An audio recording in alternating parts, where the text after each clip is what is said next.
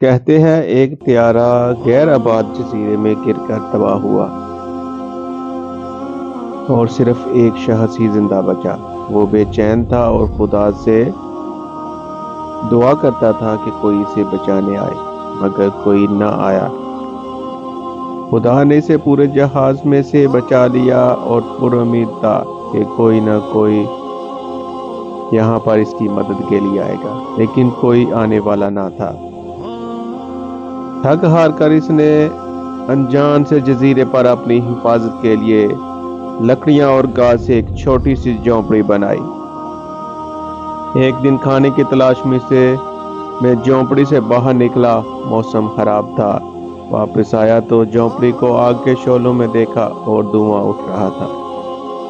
کافی زیادہ دھواں پھیلا اور آسمان کی طرف جا رہا تھا۔ یہ دیکھ کر غصہ آیا اور خدا سے شکایت کرنے بیٹھ گیا کہ اے اللہ، ایک تو تم نے پورے جہاز میں سے مجھے بچا لیا اور بچانے کے بعد یہ دوسری آفت اور مصیبت مجھ پر آ گئی۔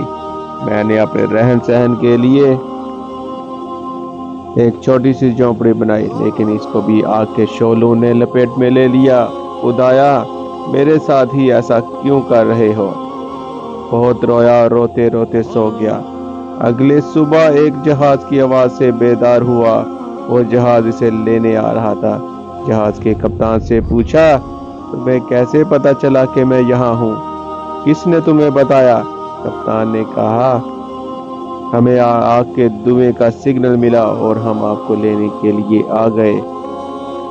کیا خوبصورت بات ہے، اور اس میں سمجھنے والوں کے لیے سبق ہے کہ جب اللہ تعالیٰ نے اسے پورے بڑے جہاز میں سے زندہ بچا لیا تو اس کا کوئی مقصد تھا۔ اللہ تعالیٰ نے اسے سمجھا دیا کہ دنیا جہان کی جب مدد ختم ہو جاتی ہے اور جب کسی بھی انجان طریقے سے تمہارے گھر کو آگ لگ جاتی ہے تو کبھی مت سمجھنا کہ تمہاری زندگی کی آخر ہو گئی۔ اللہ تعالیٰ دوبارہ کہیں سے بھی دوبارہ زندگی کو شروع کر سکتا ہے۔ جب حالات خراب ہو رہے ہوں تو حوصلہ شکنی کرنا آسان ہے، لیکن ہمت نہیں ہارنی چاہیے اور اللہ پر بھروسہ رکھنا چاہیے۔ درد اور تکلیف کے درمیان بھی اللہ پر توکل اور بھروسہ رکھنا چاہیے۔ ہمیشہ یاد رکھیں کہ جب بھی آپ کی جھونپڑی زمین پر جلتی ہوئی نظر آتی ہے تو یہ ایک محض دعوے کا اشارہ ہو سکتا ہے جو خدا کے فضل کو طلب کرتا ہے۔ اس لیے دنیا بھر کی مشکلات جب بھی تمہارے اوپر آ جائیں اور تمہیں وہاں سے نکلنے کا کوئی رستہ بھی نہ مل رہا ہو تو اس لمحے بھی، اس وقت بھی تمہیں اپنے اللہ پر توکل کرنا ہے۔ تم نے اپنے اللہ سے ہی مدد مانگنی ہے۔ میں تمہیں دعوے سے کہہ رہا ہوں کہ وہاں سے راستہ بنائے گا میرا پروردگار۔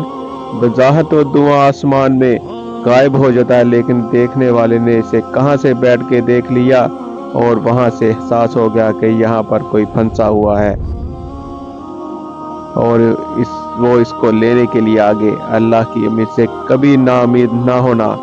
اللہ تعالیٰ وہاں سے راستے پیدا کرتا ہے جہاں پر انسان کی سوچ کبھی نہیں جا سکتی۔